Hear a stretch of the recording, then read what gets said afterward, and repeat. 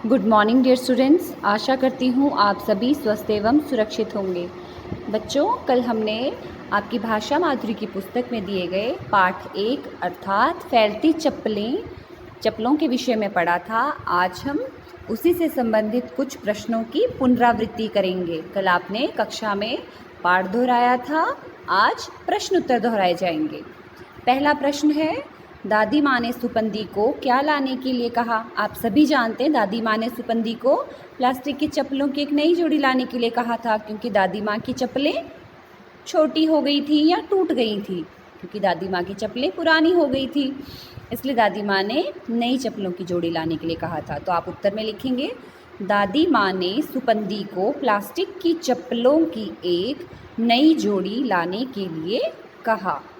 इसी प्रकार प्रश्न नंबर 2 है, दादी माँ ने चप्पलों को बदलवाने के लिए क्यों कहा। क्यों कहा था?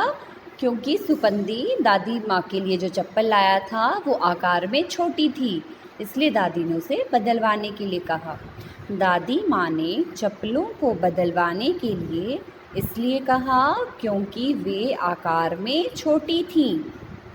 अगला प्रश्न है, सुपंदी के मन में ऐसा विचार क्यों आया कि छोटी चप्पलों को गर्म करने पर वे बड़ी हो जाएंगी।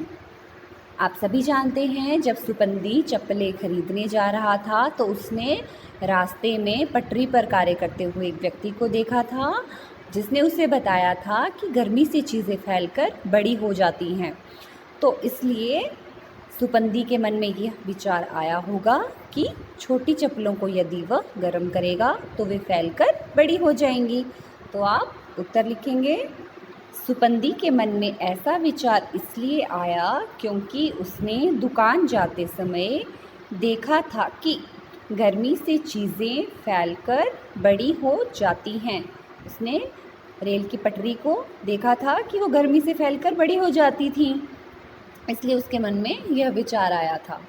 तो आपने कल पाठ ध्यानपूर्वक पढ़ा था, आज आप पुनः पाठ ध्यानपूर्वक पढ़ेंगे और इन प्रश्नों को याद करेंगे तथा आपकी भाषा माधुरी की पुस्तक में जो प्रश्न दिए गए हैं आप उन्हें भी दोहराएंगे, क्योंकि कल आपकी कक्षा परीक्षा ली जाएगी। कक्षा परीक्षा मौखिक अथवा लिखित किसी भी प्रकार से ली जा सकती है, अतः आप इन्हें लिख कर याद करें, यही आपका गृह कार्य है।